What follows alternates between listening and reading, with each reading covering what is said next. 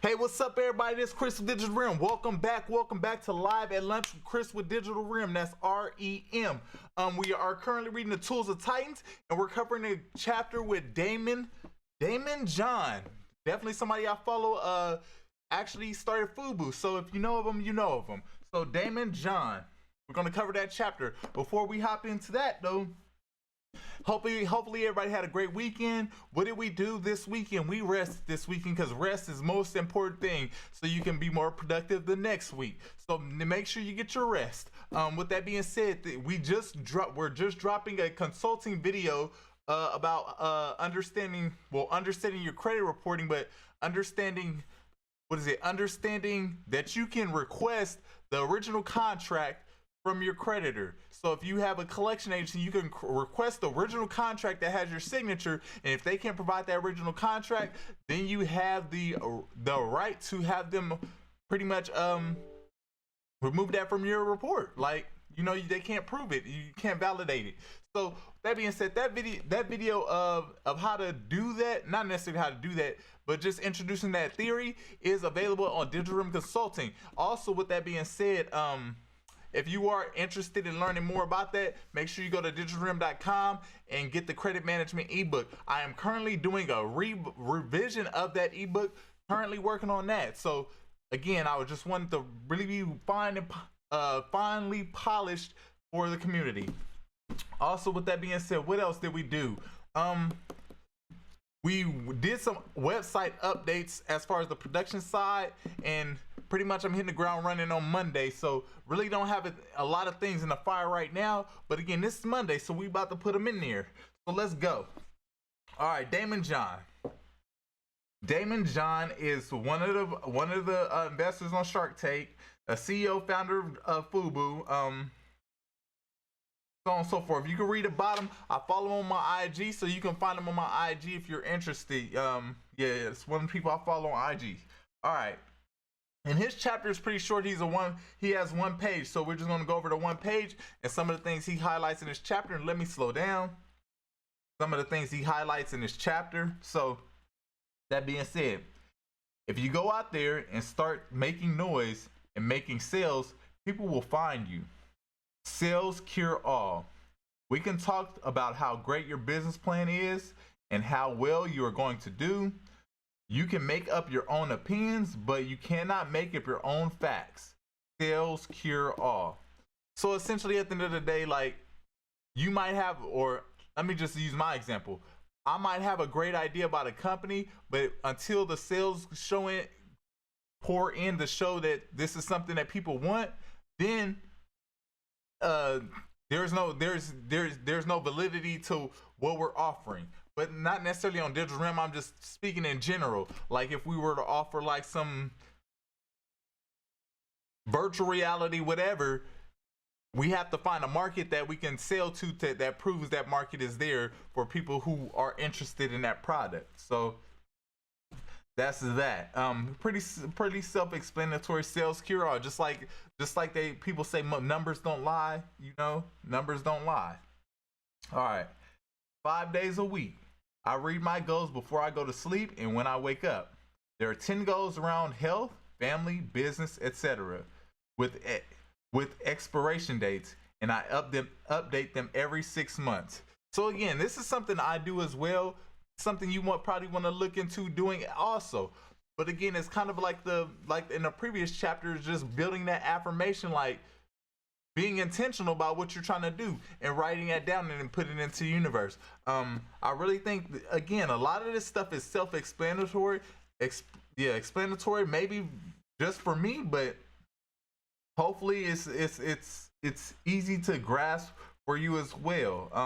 I definitely feel like, you know, Daymond John, he speaks my language where it's easy to understand what he's trying to say here. So I don't really feel there's much explanation that needs to be translated with this text or with his quotes. My parents always taught me that my day job would never make me rich. It'd be my homework. So let me read that again. My parents always taught me that my day job would never make me rich. It'd be my homework. This is actually a really good one that I want to tap into. So I tend to have to, usually when I'm talking with people, I wouldn't say newer people, but they're eventually, every conversation I end up coming with somebody that I have a relationship with, not in a romantic way, but a relationship with. We tend to have this conversation like on a networking platform, like, there's certain ways you can view, like, if you have a job, working at a fast food restaurant, or working somewhere where you're actually working for somebody, right? There's two views of viewing this, and I think a lot of people miss, and I hate saying a lot of people, but I think a lot of people miss the boat of the opportunity they have while working for somebody. It can be at a fast food restaurant, it could be at a drive-through restaurant, it could be somewhere that you're like, man, this is like, if you want to call it slave labor, but this is like a job that I really don't like. But really, at the end of the day, my personal point of view, it is your perspective. It's how you should shift your perspective. Let's say, first and foremost, there's the lower level of jobs in every industry. So you can be in the packing industry, but let's say you're interested in becoming, you're interested in starting your own business where you're shipping off materials or shipping off products to people like that. Okay, let's use one of the carrier industries. I'm not going to name the names, but one of the carrier industries I even used to be a part of, where you load the boxes in the truck so they can be shipped off. Now, I can be like most of the employees there, kind of like, man, this job sucks. All we do is break our back moving these boxes in this truck every day, and having the mindset like, and of course they have the mindset like, man, why are you working so hard? But I'm like, I'm learning. Like, I'm learning so much. I'm learning about packing slips. I'm learning about all this stuff, and actually going into it as a student. So even though you might be working a job that's not paying you much at all, going into it with the mindset of an owner, into it with the mindset of a student, like, you know what?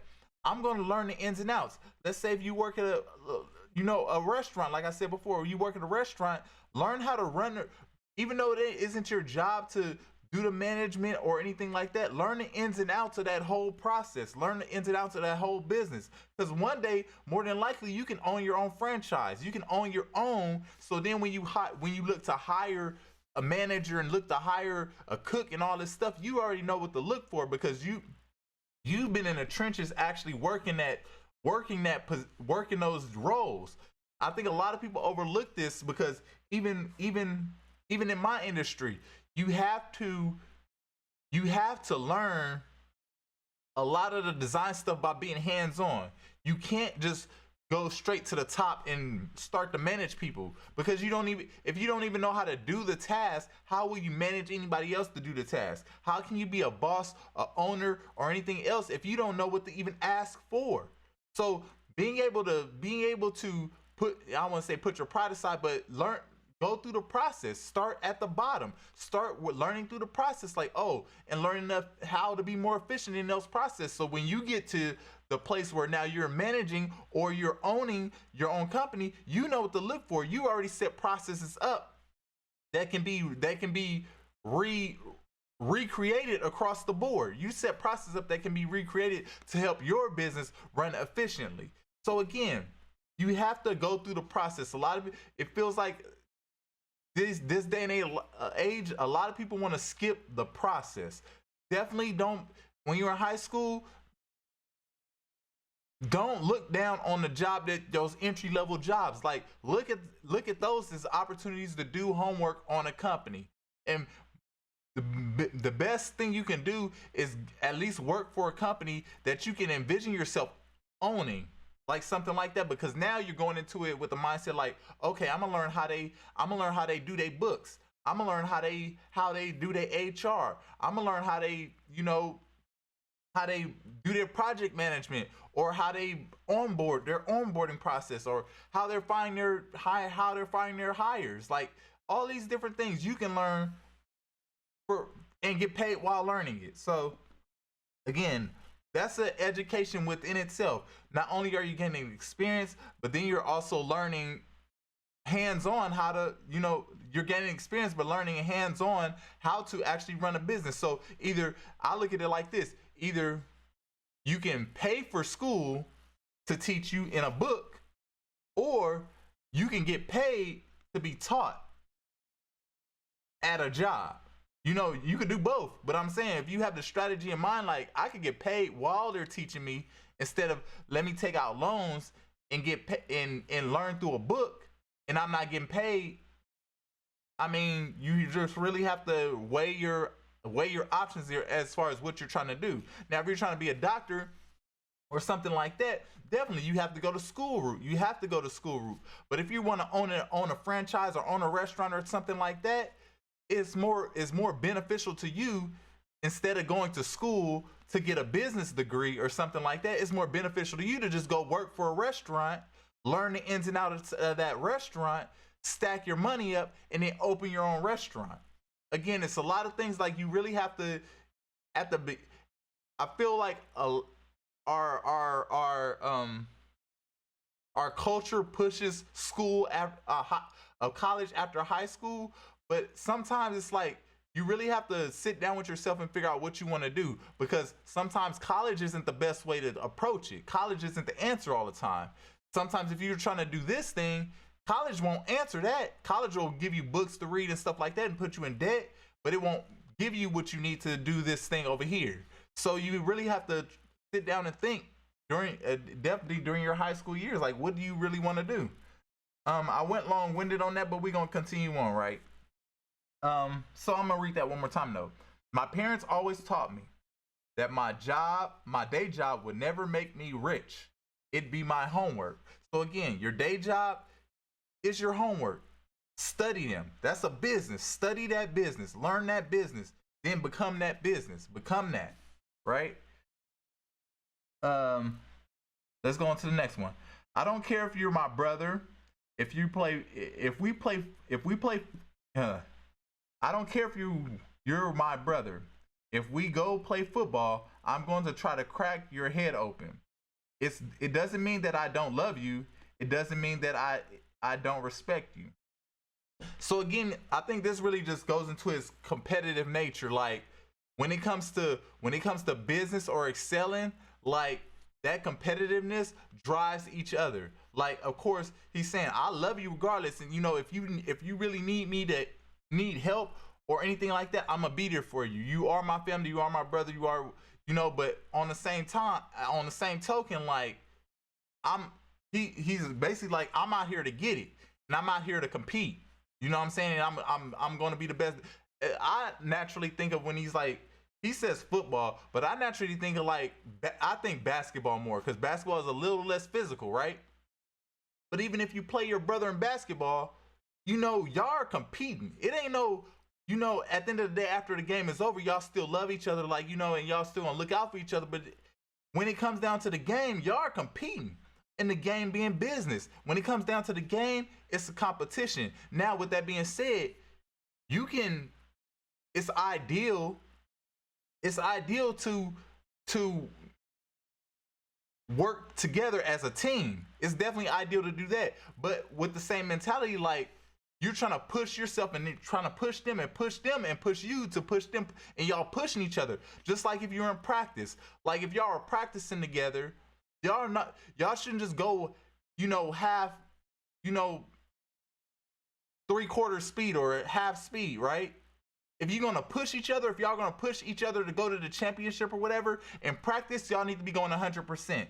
That means whoever you're networking with, y'all need to be going 100% in practice on each other all the time. And any outside entity would really be like they're competitive, like they're all in tune and all strong. So again, it's not necessarily from my perspective, it's not necessarily a negative thing he's saying here. It's more like, let's compete. Let's continue to push each other. Let's continue to drive each other. Let's continue to, you know, excel and, you know, push the other person to excel so they can push me to excel, so we can push each and continue to go up that ladder at the end of the day, you know? So again, I even think of like one of my great friends in high school, right? And this is some nerdy talk, and probably some people some people can relate to this. In class, in most of my high school classes, I really didn't, I felt I was, I wouldn't say too bright for class, but I felt I was, advanced where I didn't even try no more. I'm like, well, this isn't hard at all. Like, so I would more times out of not get penalized just for leaving my homework in my locker because I did my homework, before the class was over. But anyway, all kinds of stuff like that. But it wasn't until I made a really good friend, like especially in mathematics, made a really good friend, and we kind of had a play on each other. Like, I bet you I make an A on this test. I bet you my grade is gonna be better on this test than yours. Then I was like, oh, okay, is that what we're doing? All right. So that pushed me, even though we were good friends, but we were pushing each other in that class. Like, just because we're in that class together, like, I bet you I could do this and you won't be able to do it like I could do it. Oh, okay. That's the game. Again, it's the same thing. Just like, shoot around a horse or something like that. Like, I bet you I can make more threes than you can make. It's the same thing. It's just now on an intellectual level and really tapping into people who are really willing to push you on an intellectual level. I feel like I'm going on and on about this because it's a one pager. So I really just feel I have to fill in the blanks a little more in regards to this. But I definitely feel where he's coming from, even though he's talking about, football and I'm going to crack your head open, but he's more saying I'm going to compete with you. Like, we going to go at it. If you say you're going to get a 99, I'm going to get 100. If you say you're going to get, if you say you're going to hit 10 threes, I'm going to hit 11. Like, whatever you say, I'm going to do better than that. If you're going to run at me, we going to go head to head, I'm going to crack your head. You ain't going to crack mine. Like, it's the same exact thing. And I don't want anybody to take that negatively. Like, oh, he's cutthroat against his family or anything like that. Because I feel, especially with this day and age, like, social media can take things a whole different direction. So I want to be very clear on what I believe is being said here, right? This is a paragraph I'm gonna read, and then I think I'll read this last quote after I read this paragraph, and then we'll wrap it up, right? So Tim Ferriss asks, what is the best or most worthwhile investment you've made? It would be investment of money, time, energy, or otherwise, right? And Daymond replies, best investment was when I took the time to be a foot messenger for First Boston. While I was in high school, I was running around the entire city of Manhattan and came across all different types of people. Some were completely miserable, high-profile executives. Others were extremely happy entry-level employees. I had never had this sort of exposure in my life, and it completely opened up my eyes to opportunity. Right? So again, it really just boils down to exposure. Like, at the end of the day, you want to try to give yourself the most broad exposure that you can give yourself, so you can get a true sense of this world. Like, when you're growing up, you're exposed to this neighborhood. Then if you grow all the way up, let's say you to your old age and you're only exposed to this neighborhood, you've limited yourself to so much exposure. Just like his example, like, he took on a job as a messenger, which that made him go into other areas that he probably wouldn't had no reason to going into. And then because he was there for a purpose, he was able to interact with people he probably wouldn't even interact with. So interacting with these people, you're like, man, I'm starting to see a trend. Like, this person's like that, this person's like that. I see this person like that. So now he can put in his mental Rolodex, like, I've had experiences with this type of person before, so I know how to approach them in certain situations. And again, this really goes past just business stuff. This goes into just life general. Like, there are people who are in certain communities and they have a perceived perspective on another community, but they've never been. They only can go off of what media tells them about another place, or they can go off of what media tells them about another country or something like that, but actually going to these places and experiencing them for yourself, and even living in these places for a little while, where you get the true experience, like not just the visitor's experience, but the actual true experience from the day to day. Then you're like, oh, the media is, they say this, but it's really not like that. It's kind of like this. And I can now see the perspective even better. I have an even broader perspective. So I know if you want to call it the gold, I know what the gold is in this community, even though from a media point of view, the gold might not be pointed out, like the gold being that valuable, that valuable thing that community has to offer. The gold might not be pointed out. The gold might be overlooked and they just look at the negative. But again, being able to live in the communities and be like, oh, I see how this is valuable. Like, this is really super valuable that it's being overlooked. So again, that's on just communities in general. But for his instance, he's like, now he's able to, if you want to say rub elbows, but able to get a sense of these different types of people in Manhattan. I'm not from New York, but I'm assuming like Manhattan is a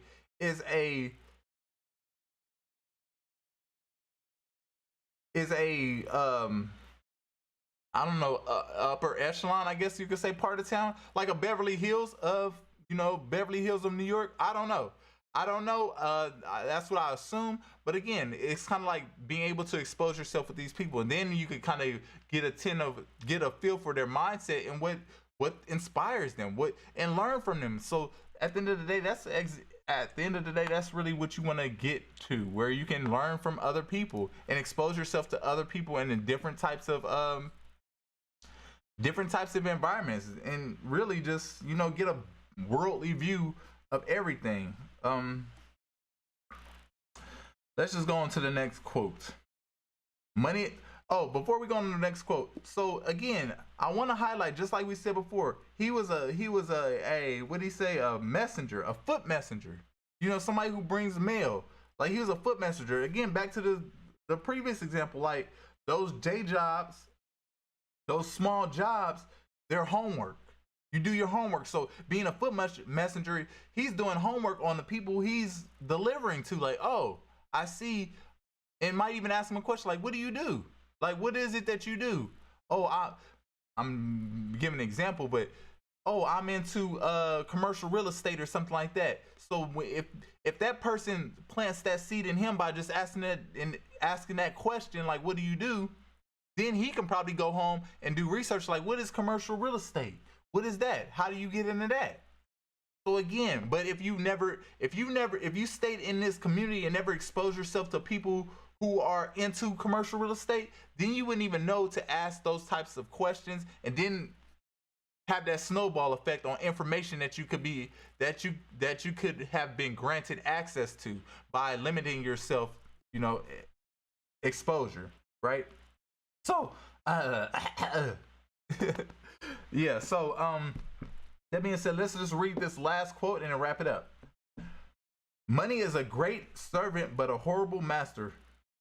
So that's the quote he left Tim Ferriss. Like, money is a great servant but a horrible master. And I'd love, if Daymond John watches this, I'd love for him to expand upon that a lot more. Just his perspective on that, like, just going into detail about that. I have a perception of what he's saying here, but again, I don't know if I'm being totally honest with you, I don't know if my perception is totally off, because again, he's on a whole different money caliber than I'm at. So how does he actually view this? Like, how does he view this at his level? Currently, money is a great servant but a horrible master. I just don't understand the part of, like, how money can be your master. So that's really, I guess, where I'm trying to grasp. Like, servant, like investing it so it can make more and doing stuff like that. That's what servant sounds like to me. Like, the money, you just use it as a tool to, share your message, make content, do whatever, and get stuff out there. But how does it become a master? And I would love to understand that aspect of it. And if I were to make an assumption, I would definitely just assume that it's like when you get to a stage where greed kicks in. But with that being said, I don't know, and if Daymond watched this, I definitely would love for him to chime in on that on Dream TV. So with that being said, we're gonna wrap that up there. I hope y'all enjoyed this video. Yeah, that was definitely one of the interviews that I was definitely looking forward to reading about. I wish it were a little bit longer. I wish he had a little more questions and a little more content with Daymond John, but I'm definitely happy for what he gave. It definitely reinforces kind of the things I've already think, and I think mainly because, you know, Daymond John more than likely comes from a similar background, so it's kind of like, you know, we have a similar perspective on things. Again, he's at a higher level that I would love aspire to be at. So now that he's at a higher level, he's had more experience, he's had more experience with people, he's had more experiences across the board. It's kind of like, let me tap into your experiences and learn from you now. Okay, you're at a different level, but you come from a perspective that you probably used to be at. Let me learn from you now. So again, I'm gonna just wrap that up here. With that being said, do that one thing that takes you closer to your goals, whatever that thing is today. It's a Monday. It's the Monday to get it cracking, really. So do that one thing that takes you closer to your goals to propel you throughout this whole week, so you can pretty much hit your goals sooner by just using today as a launching pad for the rest of this week. So use the energy you're gonna gain today doing that one thing, and use that to revolve throughout the week, where you end up doing 5 different things on 5 different days throughout this week to move you closer to your goals. And I hope you really take heed to that, you know, one thing that you should be doing every day.